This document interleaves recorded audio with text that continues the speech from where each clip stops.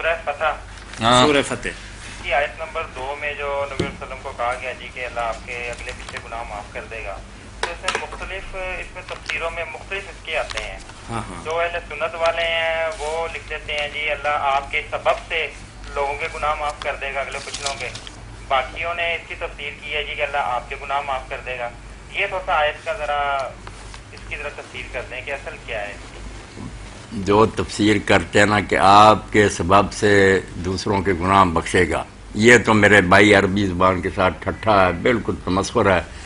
عبارت کا یہ معنی کیسے بن سکتا؟ من ذنبے کا، تیرا گناہ جو ہے، لفظ تو صاف ہے، یغفر لک اللہ، تاکہ اللہ تعالیٰ تیرے لیے بخش دے مات قدمہ، وہ پہلے سے گزرے ہوئے جو من ذنبے کے تیرے گناہ ہیں، وہ مات اخر، اور جو بات کے من ذنبے کا تیرے گناہ. باقی گناہ ترجمہ جو میں نے آپ کے کہنے پر کر دیا، گناہ نہیں ترجمہ، نہ یہاں گناہ کی کوئی بات ہے، سوچنے کی بات ہے. آپ دیکھیں پہلے کیا انعام کی بیان کیا کہ ہم تجھے فتح مبین دے رہے ہیں، تو اس کے ساتھ اگر کہا جائے کہ آپ نے پہلے پچھلے بہت گناہ دیے ہیں اس لیے آپ کو ہم یہ انعام دے رہے ہیں، اور آگے کہا جائے کہ تجھ پر نعمتیں پوری کریں گی، راہ راست پر تجھ کو چلاتے رہیں گے، مدد کریں گے، بے ایسے مجرم کی مدد کرنی چاہیے جس نے پہلے اور پچھلے بہت گناہ کیے. یہ علماء سوچے ہی نہیں کہ عبارت کیا ہے، اس کا ربط کیا ہے. کئی صفحے سیاہ کر لیے، بات نہیں بنتی کہ ایک طرف تو اللہ 4 انعام بیان کر رہا کہ فتح مبین دی ہے، تجھ پر نعمتیں پوری کرے گا، صراط مستقیم پر چلاتا رہے گا جیسے اب تک چلاتا آ رہا ہے، اور تجھ پہ ینصرک اللہ نصرا عزیزا، ایسی مدد کرے گا بے مثال کہ ساری دنیا پر تو غالب آ جائے گا. وہ گناہ تو ایک ہی ہوتا، اللہ کی نگاہ میں مردود ہو جاتا آدمی. آدم علیہ السلام سے ایک غلطی ہوئی، نکل گیا جنت سے. نوح علیہ السلام سے ایک غلطی ہوئی، دعا کر دی، اللہ نے کہا انی اعوذک، حضور سے اتنے ہوتے یہ انعام 4 ہوتے. انعاموں کے موقع پر گناہوں کی بات ہے.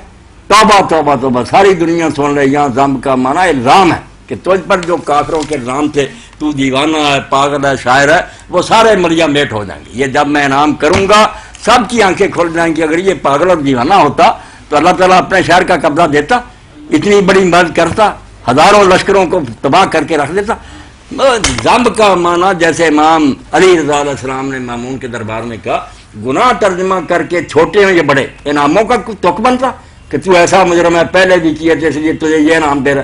اور یہ کہو کہ بے ایمانوں نے جو الزام لگائے تھے مکہ میں بھی اور بعد میں مدینہ میں بھی کہ حضور تو جھوٹے ہیں، کذاب ہے، ساحر ہے، کائن، فرمایا سارے لیے یغفرا، اللہ یہ سارے مریا میٹ کر دے گا اور دنیا کی آنکھیں کھل جائیں گی کہ یہ شخص اللہ کا پیارا نہ ہوتا تو یہ انعام کیوں ہوتا. یہ ترجمہ کرو، سارے سن رہے ہیں مولوی حضرات بھی، کہ تیرے جو پہلے الزام ہے تجھ پر کافروں کے لگائے ہوئے اور جو بعد میں لگائے سارے اللہ ان کو مٹا دے گا. غفر کا معنی مٹانا بھی. بات ہو رہی تھی کہ آپ کے پہلے اور پچھلے جو ہے نا الزام لوگوں کے لگائے، اللہ ان کو دور کر لے. آگے آتا ہے وَيَهْدِيَكَ صِرَاطً مُسْتَقِيمًا. تو حزقیل میرا دوست ہی تھا عیسائی، اس نے کہا آپ کا نبی تو سیدھی راہ پر تھا ہی. اللہ کہتا میں تجھے سیدھی راہ جو ہے نا اس پر وہ دکھاؤں گا تجھے. تو ترجمے جو ہے انہوں نے ہمیں پھنسا رکھا.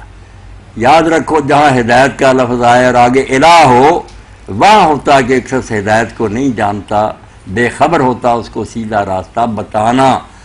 اور اگر الہ نہ ہو جیسے اہدنا الصراط المستقیم، کوئی ترجمہ نہ کرے کہ ہمیں سیدھی راہ دکھا، ہمیں سیدھی راہ پر چلا اور چلاتا رہ، توفیق دے حتیٰ کہ تیری بارگاہ تک ہم پہنچ جائیں. یہ چلانے کی بات ہوتی ہے. جب ہوگا انک لتہدی الی صراط مستقیم، اے پیغمبر تو سیدھی راہ کی طرف لوگوں کی رہنمائی کرتا ہے. وہاں لوگ دین نہیں جانتے، وہاں بتانی الہ. یہ یاد رکھیں پریپوزیشن جیسے پوٹ آن پوٹ آؤٹ ہوتا، اس سے فرق پڑ جاتا بڑا. تو یہاں یہ بات نہیں کہ ہدایت نہیں، ہدایت تو پہلے نبی ہے، اللہ کے رسول ہے.